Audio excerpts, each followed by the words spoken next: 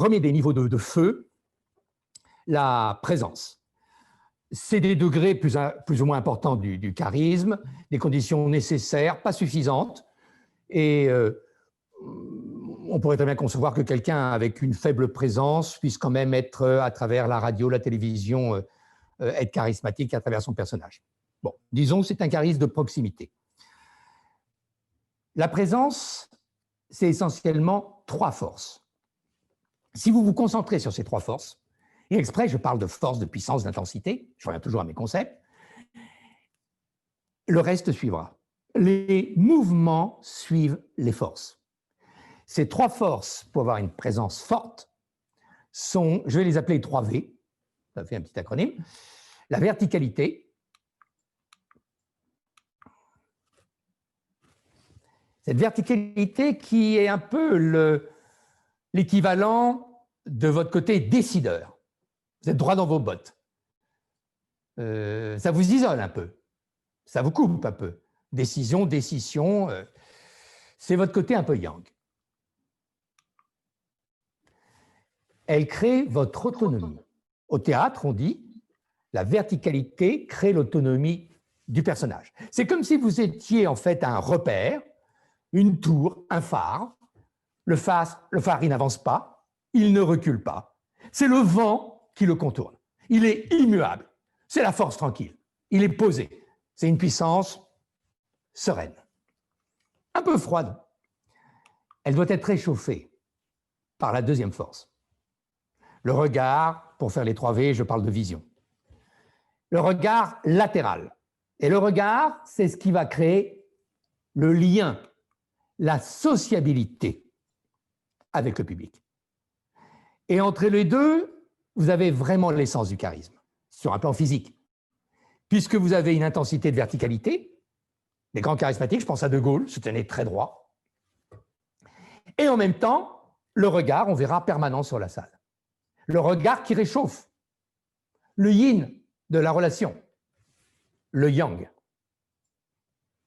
d'une forme d'autorité, de magistère. On pourrait le résumer par des phrases qu'on a intérêt à garder dans sa tête. Je rentre sur scène, solitaire, solidaire. Solitaire, j'assume, responsabilité, qui se désigne toujours au singulier. J'en réponds sur ma tête. Alors que j'ai beaucoup de clients qui rentrent en scène et qui commencent par dire « Je parle » et ils se retournent en arrière « sous le contrôle de mon directeur financier ». Ah non, mais ça, le charisme, il est mort. C'est comme le toutou qui a besoin d'une laisse qu'il relie à son maître quand on le sort dans la rue. Quand vous êtes sur la piste, César est seul. Vous assumez, vous tenez votre rôle, votre personnage.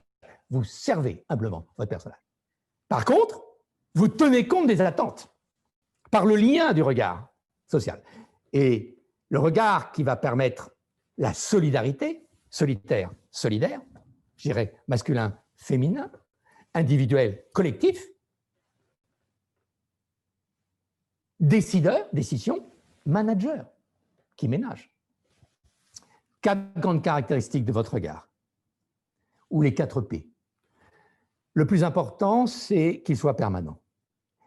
Même quand vous réfléchissez, évitez de quitter la salle du regard. Souvent, je pense à des téléévangélistes américains, ils se posent quelquefois assez longtemps, d'ailleurs, plusieurs secondes, voire 1 minute, sur une personne en particulier de la salle. Ne cherchez pas à voir tout le monde, mais je me pose sur une personne. Et puis, sur une autre. Ne cherchez pas à voir tout le monde en même temps. Tout et rien, c'est pareil en philo, vous verrez personne. Mais, alors certains disent des paquets de 3, très centrés sur une personne, puis une autre personne. Regard permanent. On ne réfléchit pas au ciel, comme les conceptuels, qui ont toujours cherché les idées dans les étoiles, ou alors les concrets, ou ceux qui préparent de sales coups, un peu dans la terre. Je réfléchis toujours dans le regard de l'autre. Je me nourris de son intelligence. Je suis en communion avec la salle. Et ça m'amène au 2e P, également très important, les 2 premiers sont essentiels. Un regard qui donne ou un regard qui prend. Alors, c'est difficile de mettre un concept derrière ces mots, mais préférez toujours un regard qui prend à un regard qui donne. Votre regard qui donne vos états. votre fatigue, votre énervement, vous désespérez un peu, vous hésitez. Vous prenez.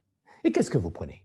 Vous prenez en compte les données de la situation, ici et maintenant, que vous vivez. Est-ce que je suis dans leurs attentes? Est-ce que j'ai bien répondu? Est-ce que j'ai bien regardé cette partie de la salle? On interpelle la salle. On est inspiré par la salle. Et on n'expire pas, on ne râle pas sur scène. Un regard qui prend et pas un regard qui donne. L'exception, éventuellement, c'est tout à fait à la fin, et encore, soyez prudents. Bon, c'est fait, vous êtes là, ben voilà, maintenant si j'ai été mauvais, vous pouvez lancer les œufs pourris, mais bon, évitez. Gardez la maîtrise. C'est le regard d'aigle. Je n'ai pas dire un regard agressif, je dirais le regard qui interpelle. En es-tu? Es-tu avec moi? Troisième P, que la portée, P comme portée, globale, de votre scène, de votre auditoire, soit rééquilibrée. On a tendance à se figer sur la partie de la salle qu'on a commencé à regarder quand on a démarré. Il y a beaucoup d'explications à ça. Les kinesthésiques, les physiques aiment bien regarder les personnes dans l'angle des murs. Les visuels aiment bien regarder ceux qui sont près des fenêtres où il y a des perspectives, on peut regarder loin. Certains évitent la caméra, évitent le regard de ceux qui redoutent. Certains sont attirés par ceux qui le redoutent. Bref, on a des propensions. Vous en avez conscience, donc vous rééquilibrez régulièrement la portée de votre regard. J'ai trop regardé la gauche, je vais regarder un peu la droite. Trop l'avant-scène, je vais regarder un peu le fond de la salle. Important régulièrement de regarder le fond de la salle, ça vous fait monter le volume de la voix. Mais comment le faire? Et c'est le dernier P. Souvent, nous avons un regard qui rééquilibre de façon un peu mécanique. Gauche, droite, droite, gauche. J'appelle ça Roland Garros. Ça finit par être hypnotique et la salle s'endort. Ayez un regard qui rééquilibre de façon papillonnante, aléatoire. C'est la surprise dont je parlais tout à l'heure. À tout moment, ça peut vous tomber dessus. On ne sait pas. On n'a pas intérêt à s'endormir entre deux tours de garde. Donc, vos 4 P, un regard permanent, un regard papillonnant, un regard qui prend, un regard à portée globale, un regard papillonnant. Le premier, verticalité et yang, le deuxième est yin. Et alors le troisième, c'est quoi et qu'est-ce qu'il est? Il est yang ou il est yin? Quand je dis yang, c'est un peu la puissance et le muscle. Yin, c'est un peu le cœur et le sentiment. Eh bien, le troisième, et ça suffit, ce sont vraiment vos 3 forces qui doivent vous préoccuper en permanence. C'est la voix. Le pouvoir se prend par la voix. Souvent, on croit que le pouvoir se prend par les gestes. C'est une erreur. J'étais dans un séminaire résidentiel à Fontainebleau, il y avait d'autres participants. J'appelle la serveuse en levant le bras. Madame, bon, elle ne me voit pas, elle ne m'entend pas, elle passe son chemin et quelqu'un rigole à table, je ne fais pas attention. 5 minutes se passent, la serveuse revient dans la salle, je lève le doigt, madame, elle ne me voit pas, elle ne m'entend pas, elle passe son chemin et là, toute la table de participants rigole. Et je leur dis, qu'est-ce que vous avez? Et il y en a un, le premier tout à l'heure, me dit, on aimerait simplement que l'intervenant n'oublie pas à 20h30 ce qu'il a essayé laborieusement de nous enseigner à 16h. Vexé, le François. J'attends que la serveuse repasse une 3e fois, je ne lève même pas la main. Je me contente de lui dire, madame, oui, le problème était réglé. Vous avez des personnes qui lèvent la main toute leur vie dans le CODIR et qui n'auront pas la parole. Vous avez des personnes qui ne lèveront jamais la main et qui prendront la parole. Le pouvoir ne se prend pas par les gestes, il se prend par la voix. Je rappelle d'ailleurs que la racine dictateur, c'est dicter, c'est la dictée. C'est celui qui dit une parole, qu'on retrouve dans prophète.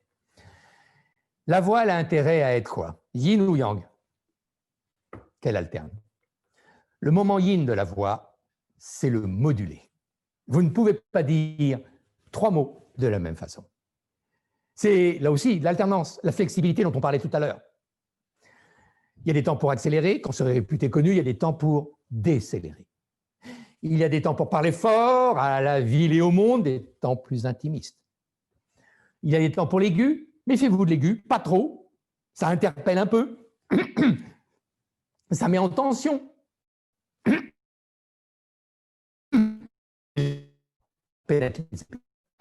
Les gras, bien sûr. je vous conseille en général de vous tromper plutôt par les graves que par les aigus. Et un exposé didactique qui démontre privilégie 20-80, plutôt 80% de graves. Et on n'en parle peut-être pas assez, entre les deux, vous avez le médium. Très intéressant, le médium. J'appelle ça plutôt le médium grave.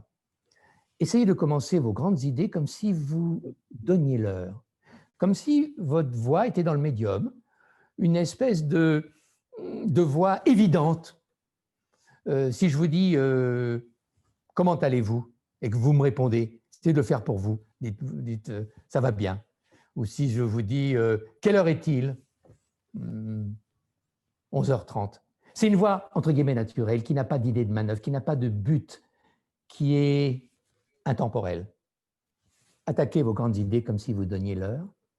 Après, vous pouvez faire des aigus, des graves, mettre en tension, rassurer par les graves, et finissez dans les médiums, comme si vous donniez l'heure. Donc, à travers une espèce de permanence, médium-médium, vous avez une alternance. Ça, c'est votre côté yin de la voix. C'est la variété. Et le côté yang, ce sont les toniques. Pour avoir du tonus, pour montrer votre énergie, ayez des toniques. Et minimum, attaquez vos phrases. Tonique, première syllabe du premier mot. Vous pouvez mollir au milieu d'une phrase et finissez vos phrases. Et la phrase suivante, c'est la même chose. Souvent, les gens font l'inverse. Ils n'ont pas de tonique au début, ils n'ont pas de tonique à la fin. Voilà ce que ça donne. J'ai commencé mon discours, j'accélère au milieu, je mets plus d'intensité, et après, je ne sais plus ce que dire. Et puis la phrase suivante, c'est la même chose. Et puis, pas de chance, on vous coupe en général dans la jointure des phrases. Comme les os de la jambe, là où il y a plutôt des renforcements. Quand il n'y a pas de renforcement, l'occasion est trop bonne, on coupe. Donc vous, dernière syllabe du dernier mot de la première phrase, tonique. Première syllabe du premier mot de la phrase qui suit, tonique. On aura plus de mal à vous couper. Modulation, le yin, féminin. Tonique, le yang, masculin. Voilà les 3 forces que je vous conseille en permanence de garder en tête. Ce qui veut dire que les mouvements, vous allez moins vous en préoccuper. On en parle bien sûr dans les séminaires d'art oratoire et on a raison. Mais quand il y a des choix à faire, qu'on n'a pas tout dans sa tête, on reste les 3 forces. Les mouvements, il y a essentiellement 5 familles. Le mouvement gestuel, et là l'idée de base c'est quand même d'incarner, de mimer, retenez la formule, on mime ces idées, on les incarne. Dans le charisme, il y a donner chair, il y a incarner une idée, la rendre digeste et en chair. Le verbe se fait chair. Ensuite, vous avez le mouvement des mimiques, très intéressant de décoder les mimiques de l'autre. Faites attention aux vôtres. En général, moi, en négociation, j'accompagne certains clients dans des négociations. J'aime bien analyser le mouvement des sourcils, qui se rapproche, qui s'élève. Beaucoup de choses passent dans les sourcils, mais toute forme de gestuelle est intéressante à analyser et à légèrement conscientiser sur soi. Pas de gestuelle incohérente. Une fois, j'avais un client, c'était chez Bull, Lorenz. Il avait fait rigoler toute la salle parce qu'il disait, voilà, nous avons un petit problème et rassurez-vous, il y a beaucoup de solutions. Ah, et certain que là, la salle était partie en torche. Troisième mouvement, qui passe après les forces, c'est le mouvement de la marche. Restez bien stable quand vous parlez, et puis à un moment donné, vous allez vous déplacer pour aller dans un autre centre. Et quand on se déplace, d'ailleurs, on ne dit pas les choses les plus importantes, on évite les noms propres, là on les dit plutôt à l'arrêt, ce qui est important, c'est dit à l'arrêt. Et ce qui est plutôt mobile, c'est le haut. Le bas est stable, on rassure par le bas, les pieds dans la terre, la tête au ciel, et le champ des possibles, l'espace, est au-dessus du corps. Mais encore une fois, les gestes passent après. Donc, le mouvement des gestes, le mouvement des mimiques, le mouvement de la marche, le mouvement respiratoire, important, respiration ventrale, le ventre de Bouddha, et le dernier, ça serait lequel? Le mouvement de la pensée. Les Français, nous avons des petits problèmes culturels à parler en public. Ce n'est pas ce qu'on aime le mieux faire. On n'est pas forcément formé pour ça. Le trac est souvent là. On veut trop réfléchir.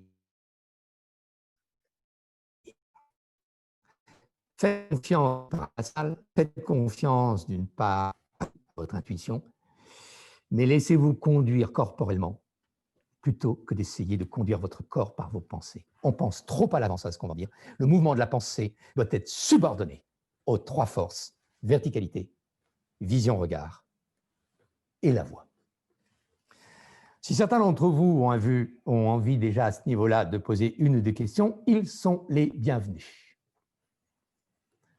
Ah, et en même temps, ça va me permettre de gérer une petite crise, car dans 47 secondes, ma télévision va s'arrêter. C'est une anomalie. Mais ça permet peut-être à Thierry de récolter une phrase ou deux.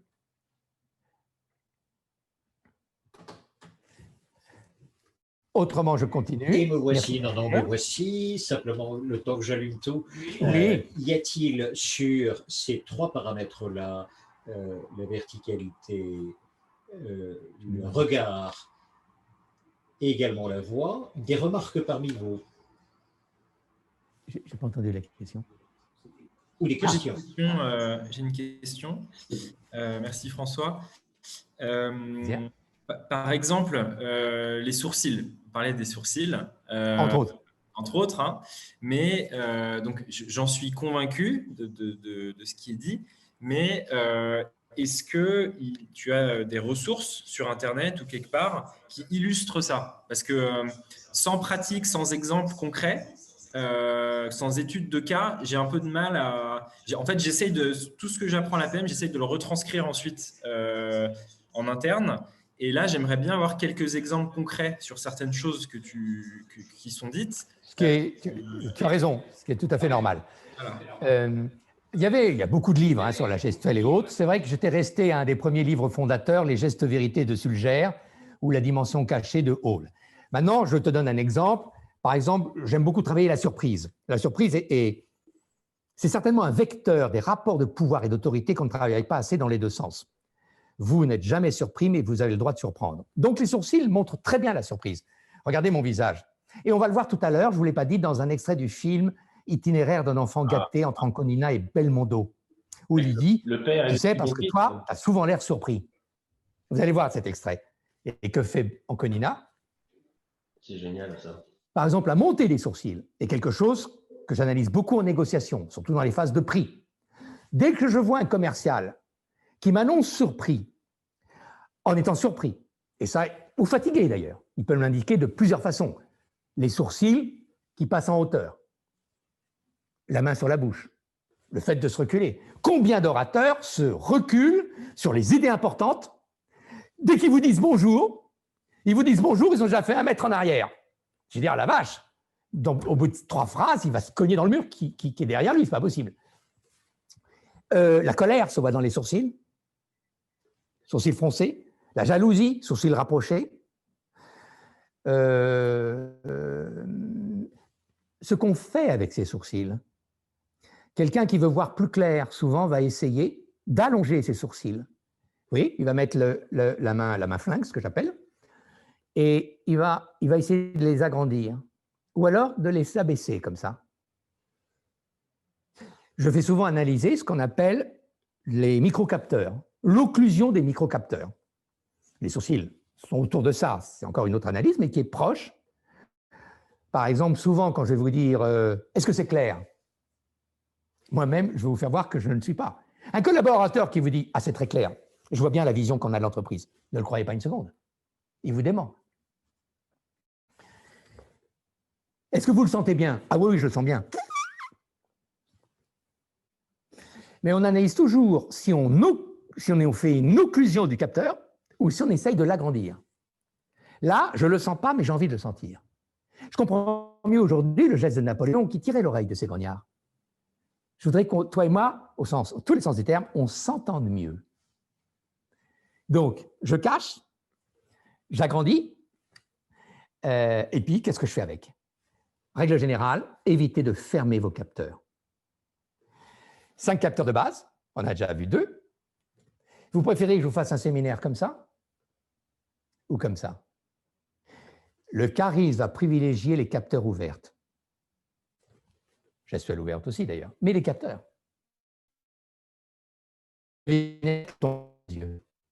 que les doigts, les mains ne soient pas sur les yeux, que les mains ne soient pas sur les oreilles et les cheveux, pas trop, le moins possible. Les mèches sur les cheveux. Dégagez les yeux, dégagez les oreilles, dégagez le nez. J'ai remarqué que souvent des gens un peu âgés ont tendance à parler de plus en plus avec le doigt sous la narine. J'ai encore observé ce week-end, j'étais très étonné. C'est assez étonnant. Et peut-être le principal, en tout cas celui que moi j'aime bien analyser, c'est les mains. Regardez toujours quand quelqu'un commence à décrocher les mains. Alors, tu es d'accord pour travailler avec moi? Tu es mon futur apôtre? Sans problème, chef. Ça va être clair entre vous et moi. Je suis debout, je vous parle, et tout d'un coup, je vous dis, non mais on va rester comme ça. Je suis d'accord, chef. Vous êtes d'accord? Sans problème. Voilà. Donc, autant d'analyses. Retenez 2-3 principes. Les capteurs les plus ouverts. Si vous devez toucher, agrandissez, plutôt que de clôturer ou de rétrécir. Voilà. Et que vos gestes soient lents et pas saccadés. Que ce soit une fluidité maîtrisée. D'autres questions? Avant que je continue sur la présence physique.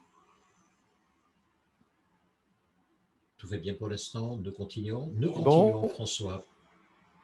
OK. Alors, ce que je viens de dire, on peut le dire aussi en faisant des corrélations. Je rappelle que intelligence vient du mot lien, faire toujours des liens entre le conceptuel et le corporel, l'incarné, le sentiment et autres. Et cette croix que vous avez, on le verra beaucoup dans le reste du séminaire, c'est un peu les 4 orientations, l'universalité des 4 puissances du charisme. Ça, par les 3 forces, vous allez le dessiner corporellement, par votre corps. La liberté, c'est la tête. L'égalité, c'est vos pieds, pieds d'égalité. La tête au ciel, les pieds dans la terre, toujours plus stable du bas que du haut. Toucher les dieux, c'est-à-dire la voûte crânienne, parallèle à la voûte céleste. C'est votre appui, on s'appuie sur les dieux, sur le ciel, c'est la liberté. Mais en même temps, on a les pieds sur terre. On ne monte pas sur la pointe des pieds. Beaucoup de gens qui se sentent petits et minables passent leur temps à se gausser, à se monter sur la pointe des pieds. Ou alors les agressifs, ils passent sur les talons, c'est pas de loi. Ça, c'est votre axe, le premier, liberté, égalité, de verticalité. Et puis vous avez l'axe latéral, donné par le regard, dont j'ai parlé tout à l'heure. Vous regardez vers la droite, hein, j'aurais pu dessiner la personne qui regarde vers la droite, c'est le lien à l'autre. Et c'est la devise française, fraternité. Par pudeur, on a oublié ce qui nous caractérise le plus depuis Louis XIV. C'est cet amour de l'autorité et de l'État centralisé. Mais ça, vous avez intérêt à l'incarner. Si vous avez fait les 4 cerveaux Hermann, c'est le cortex, le limbique. Cerveau droit, cerveau gauche. C'est votre loi de verticalité que l'on a vue tout à l'heure, et c'est la loi de latéralité du regard. La voix, elle vient un peu du fond de votre gorge. Elle vient de votre intériorité, de votre origine. Voilà, c'est une façon de corréler les choses. On en a parlé tout à l'heure. Ce dessin est important. Soyez féminin devant vous. C'est l'exposition de soi. On se laisse pénétrer par le monde. Et par contre, votre force, votre puissance n'est jamais devant, elle est toujours derrière. Elle porte bien son nom, on parle de colonne vertébrale.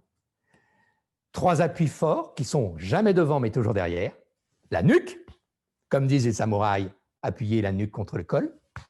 La colonne vertébrale et sans décrocher la pointe des pieds, appuyez légèrement plus sur les talons que sur les pieds.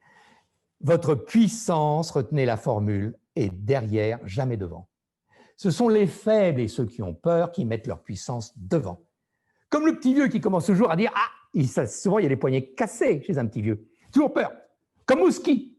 On appréhende la relation à l'autre, la relation future, l'ailleurs, qui arrive, la projection. Donc, on est toujours là. Laissez venir l'événement. Vous vous dégagez, vous vous exposez, vous êtes même vulnérable. Devant, c'est le yin féminin. Et c'est ça qui va être un élément aussi important, on verra, du courage. Car le paradoxe du courage, c'est la vulnérabilité acceptée. Souvent, l'enfant n'est pas assez courageux. Pourquoi? Parce qu'il va de la toute-puissance, trop derrière, à l'impuissance. Avec moi, je suis totalement impuissant. Puissant, je la tiens. Dès que je pleure, elle arrive. C'est fusionnel. À papa, je suis totalement impuissant. J'ai beau pleurer, il continue à regarder son match de télé, son match de foot à la télé. Vous n'êtes ni tout puissant, ni impuissant. Vous êtes en vulnérabilité totalement acceptée. J'en reviendrai sur ce concept. Alors, capitaine, vous avez peur, vous dites jamais autre chose qu'un seul mot. Oui. Et alors? Rien. Comment ça, rien? Rien. Tu vois, la peur, c'est une vieille maîtresse. Ça fait 20 ans que je couche avec. Tu as une autre question? Voilà, ça, c'est ce qu'on appelle des concepts de vulnérabilité tranquillement acceptés. Ne vous protégez jamais le devant. Combien d'orateurs? Je vois beaucoup dans des codires en France. 1, les mains sur le sexe. Très excitant. Les mains sur le ventre, les mains sur la poitrine et les mains sur la bouche. Avec ça, vous et moi, on va faire équipe. Ça va être intense. On va créer vraiment un lien. Découvrez-vous devant. Par contre, vous vous redressez. Vous tenez bien la nuque, la colonne, les talons. Vous sentez votre force. Mais votre force n'est pas agressive. Et c'est un concept qu'on verra quand on travaillera à l'aura. Elle est en réserve. Concept des militaires que travaille beaucoup de Gaulle. La puissance charismatique aime la réserve. Je suis capable de m'exposer, mais j'ai toujours une réserve derrière moi. Yin devant, retenez la formule, yang derrière. Jamais l'inverse. D'ailleurs, on n'a jamais appelé ça la théorie du yang-yin. Ça s'est toujours appelé la théorie du yin-yang. Et ça, c'est même une stratégie. Ce n'est pas seulement le corps, yin ouvert, accueillant, vulnérable devant, résistant, puissant, réserve derrière, c'est aussi une stratégie. Quand vous aurez à dire non derrière, commencez toujours par dire oui, mais pas au même niveau. On l'a vu en dialectique. Oui sur la forme, je comprends. Non sur le fond, c'est pas pour ça que je suis d'accord. Voilà. Travaillons maintenant, après la dimension acteur, le charismatique travaille beaucoup la dimension auteur. Et souvent, dans les séminaires oratoires, il manque un des deux.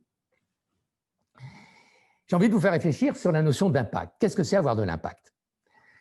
Eh bien, l'impact, ça a suivi l'évolution de l'architecture. Dans l'Antiquité, on pensait qu'un temple, comme la colonne que vous avez sur la gauche, il fallait avoir des bases assises, importantes. Il fallait étayer de beaucoup d'arguments ses propos. Ça, ce n'est pas l'impact. Parce que quand vous commencerez, par exemple, à avoir trop d'exemples, des phrases trop longues, trop de preuves, parler au pluriel, tout le monde le dit, il n'y a pas que moi. J'appelle ça le tout à l'égout. Beaucoup de personnes qui veulent impressionner sont dans le trait, ils forcent le trait, TRES, et ils sont dans la totale. Tout à fait, tout le monde, toujours, tout le temps. Ils seront rétrécis. Regardez Astérix. Quand dans une salle, ou quand on dit toute la Gaule est occupée, vous aurez toujours dans la salle un petit Astérix qui lèvera le doigt et qui vous fera l'exception française. Pas mon village. Et vous serez déstabilisé en position de recul. Vous avez dépassé le 3, vous êtes trop vite en saturation. Par de l'indéterminé, du généralisant, du totalisant. Et Astérix va vous contrer vers l'exception du singulier. Alors l'impact, c'est d'inverser cette fatalité. C'est de commencer toujours les choses les plus fortes par des coefficients les plus étroits de pénétration dans l'air. Et l'efficacité s'arrête à 3. Jamais plus de 3 idées. 1 égale 1. Une phrase par idée. Une idée moyenne par paragraphe ou chapitre. Une très grande idée, c'est un livre. Commencez toujours par le bas de cette colonne. J'appelle ça le pont de Tancarville. Regardez comment sont faits les ponts aujourd'hui. Les bases sont toujours très étroites. Quand les parois de char sont devenues tellement épaisses que les obus classiques ne les pénétraient plus, un petit malin a inventé quoi? La charge creuse. Il est passé pour un fou. C'est-à-dire qu'il se contentait sur 1 millimètre de diamètre de faire pénétrer une chaleur intense qui faisait imploser les munitions du char. Plus vous êtes heurté à des obstacles épais, plus vous avez intérêt à avoir de l'impact, faire tenir de grandes choses sur de petits que ce soit Colombo, Sherlock Holmes. J'aime bien l'image de Sherlock Holmes. Pour résoudre un problème, il commence par la première étape de l'intelligence, il va à la Terre, il observe, excusez-moi, un petit détail à la con, un signe que beaucoup de personnes diront « mais c'est insignifiant, c'est ridicule ». Donnez toujours du sens fort à des signaux faibles. Ça, c'est un élément important. Le charismatique est capable de voir de petits signes dans son équipe. C'est comme dans les couples, ça empêche le couple de mourir. Le couple qui meurt, c'est quand on ne voit plus les signes petits que fait l'autre. Ça devient normal. Eh bien, l'impact, c'est le petit signe, c'est le petit appui, c'est le petit démarrage, c'est le petit mot pour une grande chose. C'est une phrase courte que l'humanité va se répéter pendant des siècles. Alors que nous, on fait des tas de phrases pour finalement une petite idée. C'est la loi de Pareto appliquée à l'art rhétorique. Cette intensité qui crée l'impact, vous pourrez aussi la voir par des verbes au présent. Méfiez-vous du passé. J'ai beaucoup de personnes qui commencent à parler, pire que le passé d'ailleurs, le passif. J'ai été amené, alors quand on parle comme ça, par exemple dans un recrutement, j'ai été amené comment? C'était une dépose en hélico, c'était une chaise à porteur. On m'a demandé d'eux, j'ai eu la chance d'eux. On est déjà dépossédé de sa propre initiative. On parle à l'indicatif présent. Le présent est le temps de la responsabilité. Apprenez à vos vendeurs à parler au présent. Pas de promesse. Avec cette voiture, vous serez sur la Côte d'Azur en moins de 3 heures. Non, avec cette voiture, vous êtes sur la Côte d'Azur en moins de 3 heures. C'est même la promesse réalisée au présent. Et pas de passé qui est culpabilisant. Si vous aviez pris cette voiture il y a 3 ans, comme je vous l'avais dit, vous auriez gagné. Bref, je me culpabilise. Et privilégiez les verbes.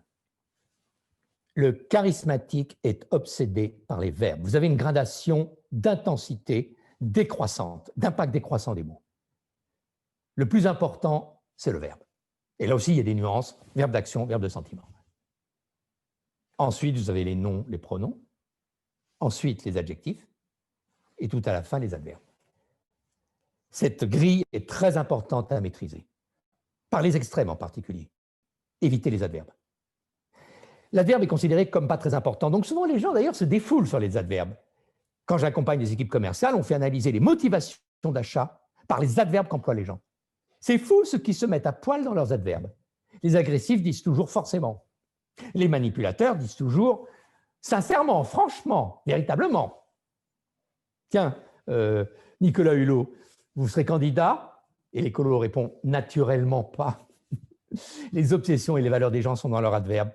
Évitez de vous mettre trop à jour dans vos adverbes. En plus, ça va ralentir la fluidité de votre discours, ça la rallonge inutilement.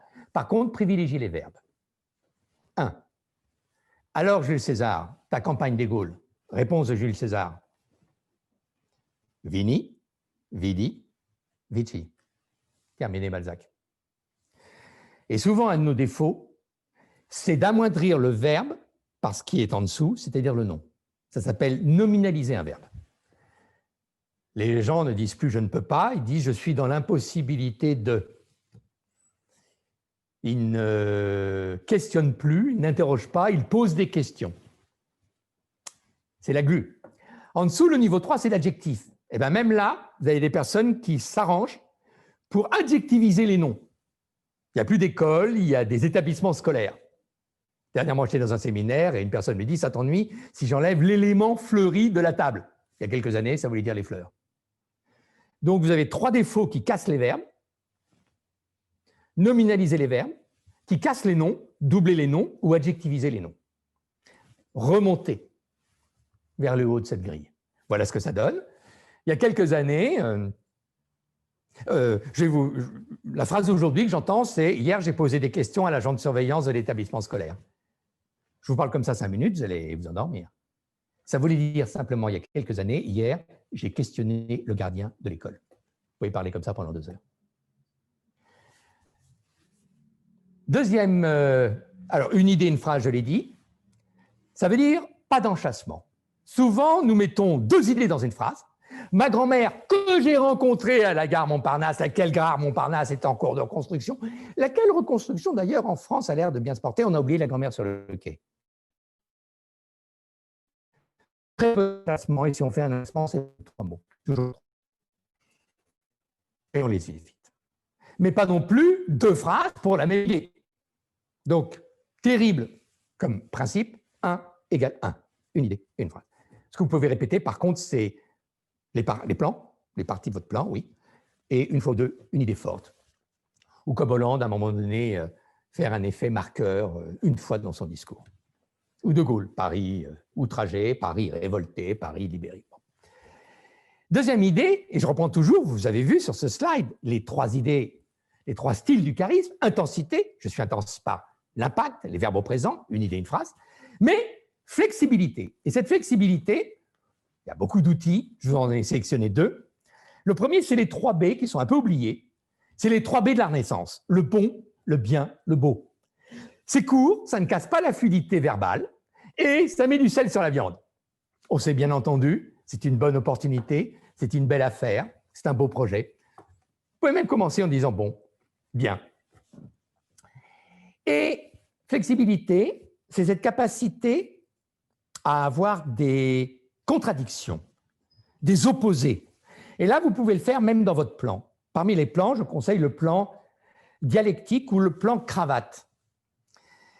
On s'aperçoit que beaucoup de contes et légendes, dans la plupart des cultures, surtout en Occident, commencent plutôt par une bonne idée: je suis le fils du roi, mais très vite, il y a un goulot d'étranglement, il y a un nœud cravate, ça se resserre. Ma mère est morte et mon père en a épousé une nouvelle qui ne m'aime pas. Ma belle-mère, elle m'a même chassé du royaume. Ou le scientifique: j'ai une belle idée, je suis bien parti, mais j'ai expérimenté, j'ai tout fait péter, j'ai perdu mes actionnaires et mes investisseurs. Donc, vous voyez, il y a presque une opposition. Ça commence bien et ça suit mal. Et ça, c'est indispensable. C'est votre phrase 2. Vous savez, dans le Kéros, la vie serpentine, c'est le temps de la régression. C'est le temps de la traversée du désert. C'est le temps du repli. Et surtout dans les cultures latines, c'est parce que vous allez, à cause de cette mini-crise, traverser des épreuves que vous serez considéré comme quelqu'un qui a fait ses preuves. Donc, faites des plans cravates. Première partie, avantage, bonne idée, je ne vous propose pas des misères, c'est bien. Deuxième partie, attention, il peut y avoir des bugs. D'ailleurs, moi-même, quand j'ai commencé par le faire, je suis tombé de haut. J'ai mal expérimenté. Ça nécessite des contraintes dont il faut que je vous parle, des seuils d'investissement, des contraintes de temps. Ce n'est pas aussi facile qu'on le pense. Alors, c'est désespérant. Non, phase 3, synthèse des 2 premiers. Mais vous, si vous savez respecter ce que je vous dis, si vous me suivez en tant que chef charismatique, je vous promets que ça va réussir. Avec vous, en tenant compte et de votre sagesse, de votre expérience, c'est une affaire qui marche. C'est ce qu'on appelle le plan cravate. C'est la flexibilité des 3 temps, 2 forts, 1 faible, ou le style ternaire. Troisième idée que je reprends, comme dans l'introduction, tenez compte du contexte. Il y a beaucoup d'outils, je vous en propose un. C'est un indice d'ailleurs qui existe, c'est l'indice de flèche, un peu compliqué à calculer, mais l'idée est simple. Parlez à la 2e personne. Interpellez la salle. Les commerciaux le font très bien. Plus vous mettrez des mots d'or, ce que Flèche appelle des mots d'or. Toi, tu, t'es, ton, vous, votre, vos. Plus la salle saura que vous vous adressez vraiment à elle, que vous êtes concerné par elle, que vous êtes en proximité, ce qu'on appelle, Max Weber appelle ça la communauté émotionnelle avec l'auditoire. Même l'administration, qui a un discours, en général, à très faible impact. Le jour de la déclaration de guerre, ils ont tout compris. Dans les affiches, c'est marqué « Engagez-vous ». Ils ont arrêté d'être cons. Un verbe, à la 2e personne, bonjour Flèche. Voilà 3 exemples parmi d'autres sur la dimension impactante de l'auteur par son intensité, sa flexibilité et son respect du contexte. Voilà un premier exercice. Alors, je ne sais pas, Thierry, si on arrive à bien voir, c'est un montage de 2 discours. Enfin, je ne les ai pas changés, j'ai simplement coupé l'intérieur des discours de Napoléon. Vous avez l'introduction à chaque fois et la conclusion. J'aimerais, on se donne 5 minutes, que vous regardiez 4 grandes erreurs que fait Napoléon en 1815. Et je n'ai pas pris n'importe quel discours, j'ai pris le discours la veille de Waterloo. Et c'est exactement le contraire de ce qu'il a fait toute sa vie, et en particulier dans les années de conquête, en 1796. Il inverse, et on ne sait pas pourquoi appelle la routinisation du charisme, c'est la déliquescence du charisme. Il va inverser les 4 grands outils d'impact rhétorique qu'il faisait dans le début de sa carrière, la veille de Waterloo. Donc, 4 outils, et vous avez l'inverse dans le discours de droite.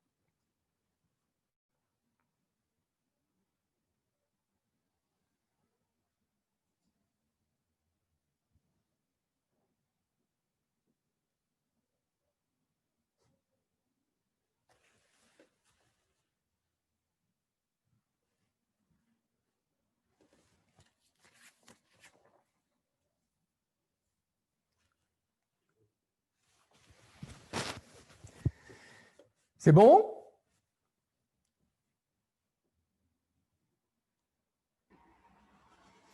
Je peux vous dire, c'est bien. Qui démarre.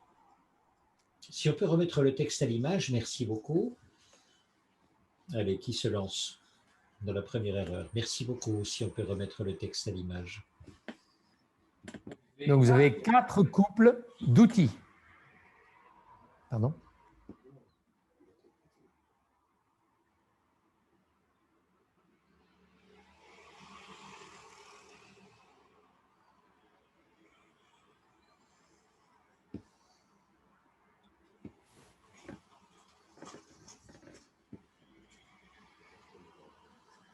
On ne le voit pas, il est trop petit. Je peux le lire éventuellement.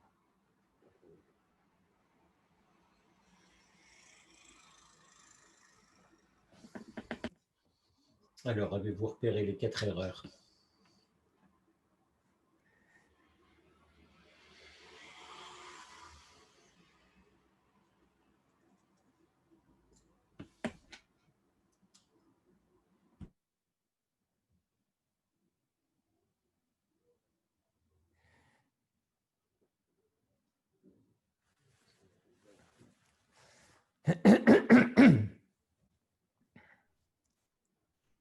Il y a un sujet sur le temps utilisé, Oui, bravo. le passé, enfin le futur.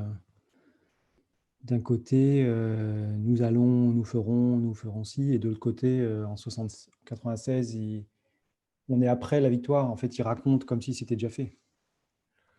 Donc, il est sur un présent, voire un passé, mais il se projette sur une victoire déjà réalisée, quoi. De l'autre côté, on est en train d'annoncer quelque chose qu'on doit faire, et de l'autre, c'est déjà fait, on l'a réussi. Alors, ça me gêne que vous disiez ça parce que vous avez raison, mais paradoxalement, ça,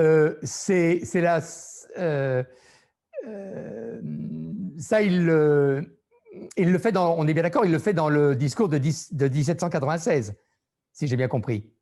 Oui, en 96, il se projette sur quelque chose qui est déjà comme si c'était déjà Oui, réalisé. bravo, oui, c'est moi qui avais mal entendu. Vous avez tout à fait raison, bravo. Celui-là, on ne le voit pas du premier coup.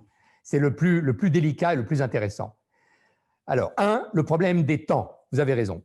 2, la projection, on verra, incarnée, physique, sensorielle, d'un passé réussi. On le verra tout à l'heure, deuxième outil. Il y en a encore 2 qui fait bien en 96. Dans le premier, il parle à la deuxième personne et pas dans le deuxième. Oui, oui, bravo. Il fait l'indice de personnalisation de flèche. Il a les mots d'or. Vous, vous, vous. Et dans le deuxième, c'est le nous, qui est très à la mode. J'ai beaucoup de confrères qui adorent le nous. Moi-même, je l'emploierai de temps en temps, plutôt en début de réunion, en début de formation. Mais très vite, je le laisse tomber, le nous. C'est le vous. Vous êtes des grands d'Espagne, j'ai besoin de vous. Bonaparte disait souvent, soldats, je suis content de vous. Et le dernier outil, avant que je synthétise ça. Les adverbes. On n'est pas loin, vous y êtes presque. C'est verbe et adverbe. C'est-à-dire que dans le premier discours, vous avez beaucoup de verbes. Alors, je vous fais la synthèse peut-être des 2. Premier discours, regardez la première phrase, vous avez 50% des mots qui sont des verbes. Dans le deuxième, qu'est-ce qu'il oppose au verbe? Il oppose plutôt des substantifs et il oppose en fait des jugement. Parce que le verbe, c'est l'action. Il a beaucoup de verbes d'action au début. La veille de Waterloo, il a plutôt des noms de jugement, de concepts, des adjectifs, la plus injuste des agressions. Il est dans un jugement de valeur. Et ça, c'est ce que j'appelle la stratégie du roquet. C'est trop d'indignation. Beaucoup de gens non courageux se réfugient derrière leur indignation toute leur vie, mais ils font que ça, ils passent pas aux actes. Dans le premier discours, ils ne jugent pas les Piémontais, ils viennent les massacrer, mais ils disent finalement c'est des bons copains. Ils vont revenir à leur sentiment naturel d'amitié pour la France, pas de problème, c'est pas des salauds. Dans le deuxième, comme il n'agit pas, il fait des anathèmes, il fait des jugements moraux à base de noms et d'adjectifs. Deuxième idée, vous l'avez très bien dit, premier discours, il le fait à la deuxième personne. C'est une armée qui n'a même pas de chef, il ne parle pas de lui. À écouter ce discours, c'est l'armée qui a tout fait. Ce qui est extraordinaire comme discours. Des gens qui, certains, n'avaient même pas d'armes, étaient analphabètes, il leur dit, mais les rois de Parme et de Modène vous doivent être restés sur le trône. C'est vous qui avez tout fait. Moi, j'ai même eu du mal à vous suivre, les gars. Vous avez fait le boulot à ma place. C'est extraordinaire. Il donne, il reconnaît, il attribue, il donne une identité forte par le discours à la deuxième personne. Alors que la veille de Waterloo, c'est le nous, c'est le collectif, et c'est un nous qu'il projette négativement. Ne sommes-nous plus les mêmes hommes? Malheur à qui s'accuse. Il projette sur son armée ses doutes personnels, il est mort. Troisième idée, le présent d'un côté, ou alors quand il y a du futur, vous l'avez dit, mais c'est un futur immédiat et un passé immédiat. On vient juste de faire ça, on va juste faire ça, c'est très centré autour du présent. Alors que le deuxième discours, c'est un passé quasiment décomposé. Nous eûmes, nous crûmes, nous fûmes. Et alors, je m'arrête un peu plus sur le dernier. La conclusion est exceptionnelle et il la reprendra dans beaucoup de discours de jeunesse. C'est ce qu'on appelle aujourd'hui la PNL. Et la PNL, dont on nous dit c'est la novation américaine de Palo Alto d'il y a 30 ans, c'est la plus grande fumisterie. C'est un outil charismatique qui existe depuis l'Antiquité. C'est-à-dire que la façon de vendre une idée impossible à croire, un concept fumeux, abstrait, la victoire. L'armée d'Italie ne peut pas croire à la victoire. Ça fait 3 ans qu'ils perdent et on leur a donné un genou à peine français qui ne parle pas très bien, qui a 26 ans et qui leur promet la victoire. Comment convaincre d'un concept qui n'est pas convaincant? Les mots ne suffiront pas. Les noms ne suffiront pas. Alors il va faire de la PNL. Il va faire ce très vieil outil charismatique que j'appelle la projection sensorielle. Et vous l'avez très bien dit, le monsieur qui a parlé l'a très bien dit, il donne à voir, à vivre, à sentir, à toucher un futur avant même qu'il ne soit réalisé. Il fait de la PNL au sens auditif, ils diront de vous, vous entendez les voix, ça c'est son côté Jeanne d'Arc. La vocation, vocare. Entendez les voix. C'est même pas moi qui vous le dis, c'est Dieu qui vous parle. En vous montrant projection visuelle, là il fait les rêves de Martin Luther King, il fait les images. Il fait de la projection visuelle, il fait de la projection auditive, il fait ce qu'on nous appelle ça pompeusement de la PNL, c'est le plus vieil outil charismatique oratoire qui soit. Incarner vos idées abstraites dans des concepts sensoriels à base de sentiments, de sensations. Alors que dans le dernier discours, sa conclusion, le mot vaincre reste abstrait. Alors il y a un mot qui pourrait être un peu plus concret, mais pas de chance, il est négatif. C'est crever, périr. Et c'est le dernier mot qui va résonner dans la plaine de Waterloo. Périr! Ça me donne l'occasion de dire une anomalie que je vois chez beaucoup de mes clients. Quand j'anime des conventions, mon problème, ce n'est pas l'auditoire, c'est mon client. Je dis à mon client, évitez de finir comme Napoléon à Waterloo. Il dit, je ne comprends pas. 80% des personnes, après vous avez fait monter le public au ciel, flirter avec les étoiles, ça s'appelle ça le syndrome de Tozer. 2-3 fois, on me l'a fait à Tozer. Flirter avec les dunes du Sahara. Le dirigeant prend le micro et dit, ben maintenant, n'oubliez pas de régler les consommations au bar. Et puis, n'oubliez pas de prendre vos passeports parce que les douanes tunisiennes, elles sont un peu emmerdantes. On est mort. Ça s'appelle la petite mort. C'est comme les signatures. Ça essaye de partir au ciel, puis hop, ça revient en arrière dans la terre. Rendez sensoriel le positif et en tous les cas, surtout pas le négatif. Ça me donne l'occasion de tirer de cet outil un autre outil charismatique. Je vous ai parlé du je, du nous, du vous. On va aller un peu plus loin. Quelle attribution faire non quand vous allez parler? Et c'est un marqueur très fort du charisme, qu'on découvre d'ailleurs aujourd'hui. Le petit chef attribue toujours ses échecs aux autres et s'attribue les succès. Vous m'excusez une seconde et je suis à vous. Voilà, et bien je suis déjà à vous.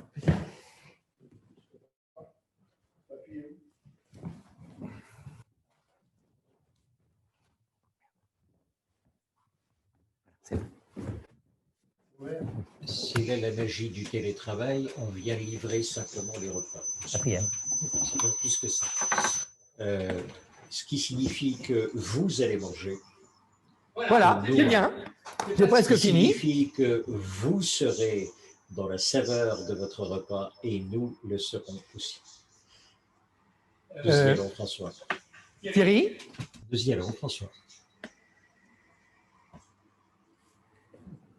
Thierry, je continue 2 secondes? Poursuis, Oui. François, poursuis. Voilà, on a presque fini cette présence. Le petit chef s'attribue les succès et donne à son public les échecs. J'ai vécu ça une fois quand j'étais à Toulouse. Un nouveau dirigeant arrive avec le plan de redressement que j'ai mis en place. Alors d'abord, il commence par dire le petit chef va dire nous avons eu beaucoup de succès, mais on a fini par avoir des erreurs et avec le plan de redressement que j'ai mis en place, j'ai réussi à bien redresser l'affaire. Le charismatique va dire l'inverse. Quand j'ai repris cette société, nous avons eu beaucoup j'ai eu beaucoup d'échecs, j'ai fait pas mal d'erreurs, j'ai perdu des clients. Aujourd'hui, grâce à l'équipe, nous avons dressé cette boîte. Vous vous attribuez les échecs au début. De toute façon, on va vous les coller sur le dos. Et par contre, vous attribuez les succès aux autres. De toute façon, ils vont les revendiquer avant même que vous leur donniez. Au moins là, vous aurez la candeur de la magnanimité.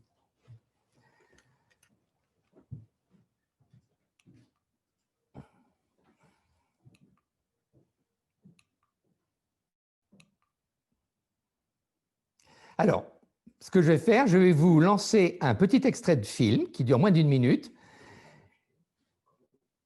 qui est Les Sentiers de la Gloire de Stanley Kubrick, dans lequel je vais vous demander d'essayer de retrouver la plupart des outils que nous venons de voir depuis ce matin. Dans Les Sentiers de la Gloire, Stanley Kubrick nous présente un colonel Dax, joué par Kirk Douglas, qui va essayer de convaincre un jury de ne pas condamner à mort 3 militaires. Essayez de bien voir le verbal, le non-verbal, tous ces outils qui fait qu'en moins de 2 minutes, il essaye de tenir tête à son général et au jury des capitaines, des membres du jury militaire. Voilà, bonne analyse. Ça va vous prendre à peu près 2 minutes. Colonel, êtes-vous prêt à plaider? Merci. Désolé. Ah. Messieurs de la Cour, il y a des instants où j'ai honte d'appartenir à la race des hommes. Et j'en ai ici l'occasion. Quand vous partez, vous pouvez simplement claquer la porte, ça ne vous gêne pas? Il m'est impossible toutefois de résumer les thèses de la défense que la Cour ne m'a pas accordé le temps nécessaire pour présenter mes conclusions. Est-ce que vous contestez l'objectivité de la Cour? Normalement, vous avez tout. Oui, mon général. Je la conteste car j'ai été empêché de présenter des témoignages d'une importance capitale pour la défense. Le ministère public n'a présenté aucun témoin. Il n'y a pas eu d'acte d'accusation écrit à l'encontre des accusés. Et enfin, je proteste contre le fait qu'aucun procès-verbal des débats n'ait été établi. On peut déjà regarder le non-verbal.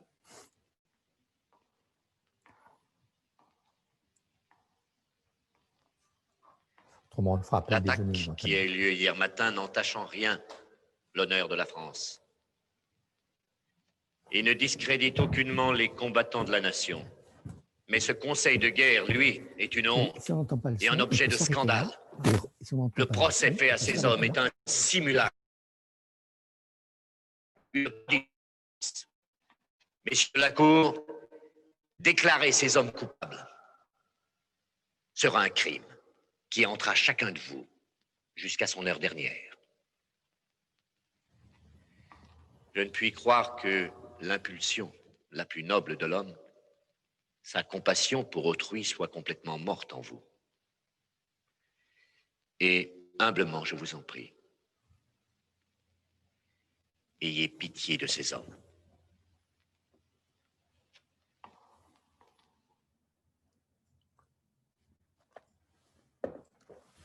Bien. Certains ont envie déjà de s'exprimer sur cet extrait. Est-ce que ça leur semble caricatural, trop long? Est-ce qu'il y a des outils qu'ils apprécient plus que d'autres? Allez, c'est très riche, c'est très très riche. On peut y aller. Allons-y en vrac. Où se trouve le charisme? Quels sont les éléments de charisme que vous avez distingués dans cet extrait? Elle exploite bien les silences. Oui. On va tamponner après encore mieux. La verticalité, le regard. Verticalité, regard. Verticalité, regard, silence. Dans les arguments, vous en avez compté combien?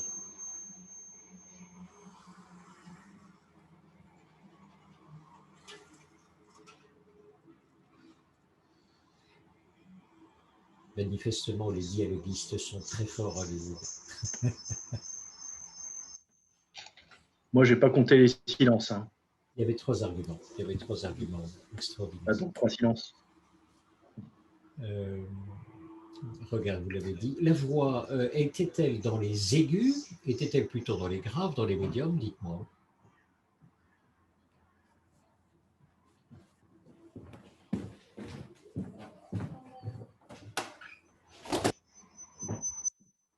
Elle était plutôt dans les médiums graves, ainsi que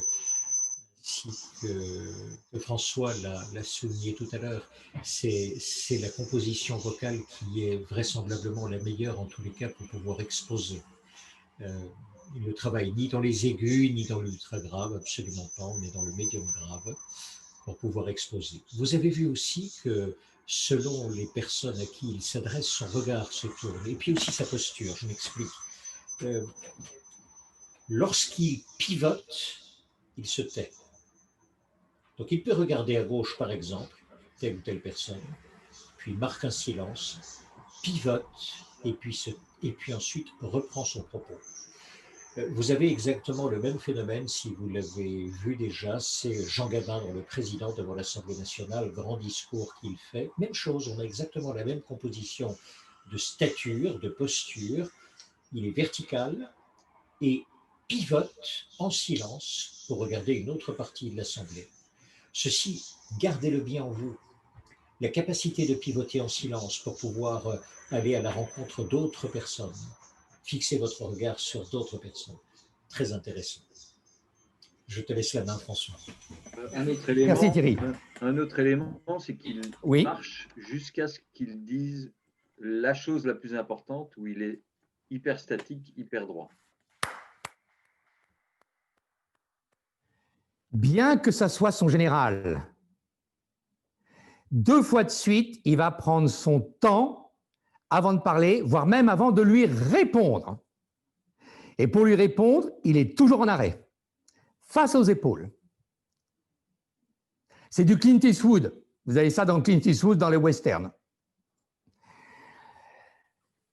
Les marches qu'il fait, il déroule très bien le pas entre le talon du passé, le présent de la voûte plantaire et le futur de la pointe de pied. Il fait de grandes enjambées, il marche lentement, bien droit. Et puis à un moment donné, il va avoir un geste surprise. Il va pivoter, il va créer ce moment de surprise, et également en pointant du doigt.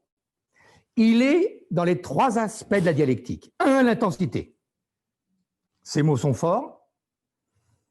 Il y a toute une série de mots, honte, il y a beaucoup de mots de sentiment. Il y a une symétrie d'ailleurs dans les mots. Il y a à la fois pitié, honte, et la voix médium en particulier, il va la voir quand il émet des sentiments personnels. Surtout cette belle phrase qui est très bien dite noire qui est totalement morte en vous. Discours à la deuxième personne. Il va équilibrer son regard entre le moment où il regarde le jury, le moment où il regarde le général, le moment même.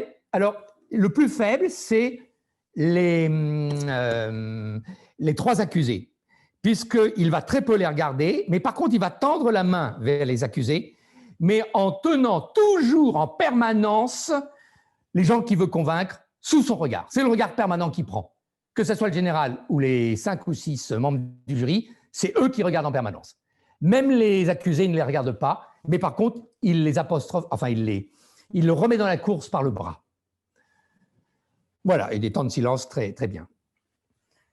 Vous voyez comment aussi, à un moment donné, il dit presque, non pas du mal de lui, mais il commence par faire un nous négatif. Et il partage la honte. J'ai honte pour l'ensemble de ce que nous faisons.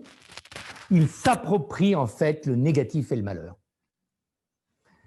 Voilà, c'était notre… Une petite question, s'il vous plaît. Oui. Comment vous analysez au départ qu'il ait les mains dans les poches pour commencer son discours? Parce que c'est pas très positif en fait, non?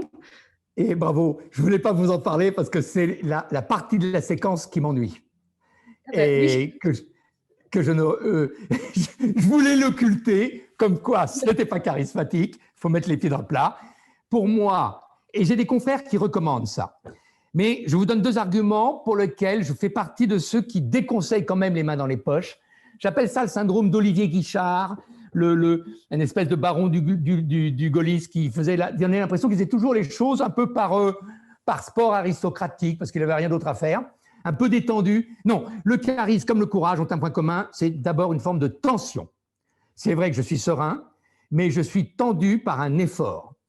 Ça ne se voit pas forcément, mais je ne suis pas un homme décontracté. C'est pour ça que je fais attention au rire et au sourire.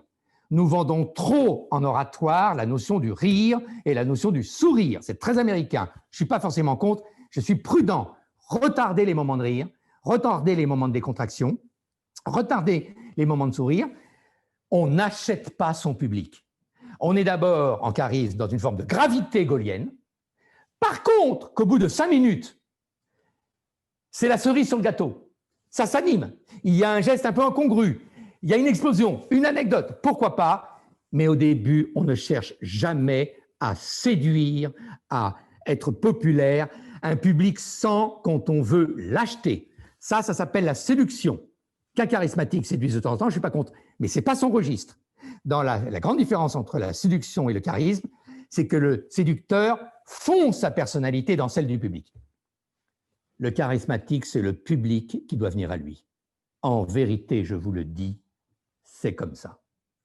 Je suis porteur d'un message important pour un moment important. Ce n'est pas tous les jours qu'il y a une crise, ce n'est pas tous les jours qu'il y a des remèdes de chevaux que je vous propose. Vous êtes les gens de la situation, je suis l'homme de la situation est intense. Bien sûr, je vais la rendre flexible par la dialectique, mais elle est intense. Donc, on n'achète pas son public, on n'est pas décontracté. Les mains dans les poches, à la fois un autocontact de protection, parce que je touche ma cuisse, et dès qu'on va toucher, on se rassure. Alors, c'est vrai que quelquefois, pour bien parler, on peut avoir une main à plat sur une table. Ça donne une espèce de fluide. Mais ne faites pas trop voir que vous avez besoin des objets. On le verra tout à l'heure, le sujet prime toujours l'objet. Si je fais voir que pour me lever de table ou m'asseoir de table, j'ai besoin des objets, je vais perdre très vite du charisme. J'ai des clients, on a l'impression qu'il faut les élitreiller quand ils quittent la table. On dit, il ne va pas y arriver, le type, ce n'est pas possible. Puis après, il y a la nostalgie, hein. Hop, il y a le doigt qui traîne, ici, hop. On s'assoit sans toucher. Et on essaye de se lever, sans toucher. L'objet dévalorise toujours le sujet, je reprendrai cette notion. Donc, les mains dans les poches, à la fois, les mains, je vous le rappelle, c'est l'intentionnalité humaine. Cacher ses mains, c'est cacher son intention. Ayez toujours les mains dans votre intentionnalité, les mains et les épaules. Rien n'est pire que quelqu'un qui vous dit bonjour. Déjà, vous n'existez pas. Toujours les mains, le regard, les épaules dans l'intentionnalité. Donc, on ne cache pas ses capteurs pour les mains et on évite les autocontacts qui sont des demandes de protection et de réassurance de soi.